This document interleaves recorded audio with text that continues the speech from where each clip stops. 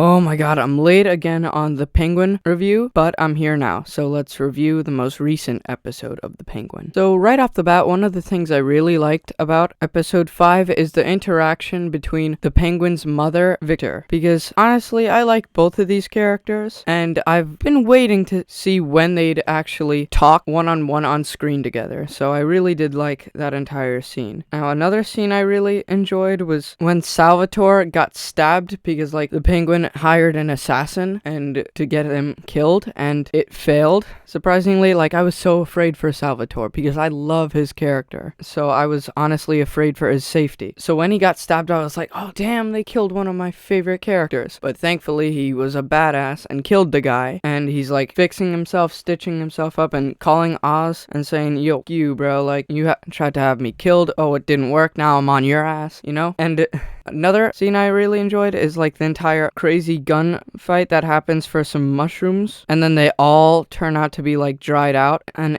also another death happens in this episode that causes a fire, causes the mushrooms to get destroyed basically, and that scene was awesome. And yeah, I'm officially saying that episode 5 of the Penguin is now my favorite. This episode was just so eventful, and the entire barbershop scene, where they just freaking walk in there and kill them all and kidnap the guy who's getting the haircut. That scene was freaking badass, how they just walked in there, we own this place, killed them all, and then kidnapped the guy who got his haircut. That was a very, very awesome scene. This episode, man, was just so amazing. And it was very sad, when Oz was trying to cuddle with his mom, and she's like, oh, get the hell away from me, because, she's like, oh, Oz, you don't care about me and stuff. You constantly put me in harm's way. That scene was kind of emotional. And Sophia Falcone in this episode is crazy. She's like, oh, I'm the new freaking leader of the Falcone family, and kills Johnny, which very unexpected. But throughout this entire episode, they were kind of hinting that, oh, yeah, she was gonna kill him, because there's a scene where he's getting tortured in a cold hallway, and he's just sitting there without any clothes, freezing, and his entire death scene was honestly inevitable. And I'm not too sad about his death, because Johnny's character was very, very much an a-hole. The entire time he was on screen, every single time, episode to episode, he was definitely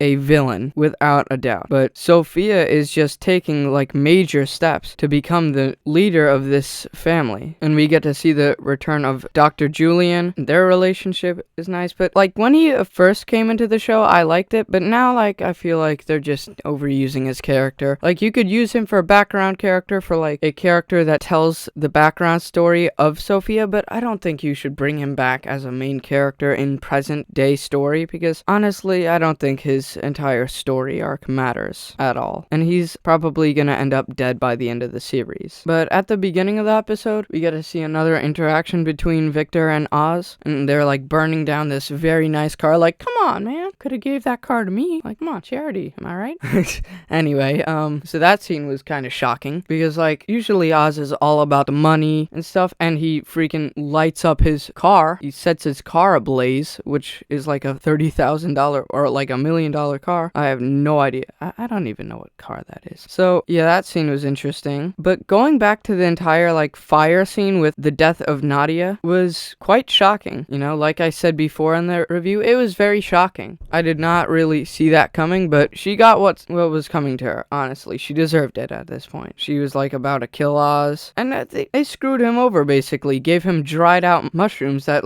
if you touch them, they turn to dust. Only 2 buckets of the mushrooms survived. So yeah, this episode overall, like I said, is the best of the series so far, and from start to finish, man, I found so much enjoyment.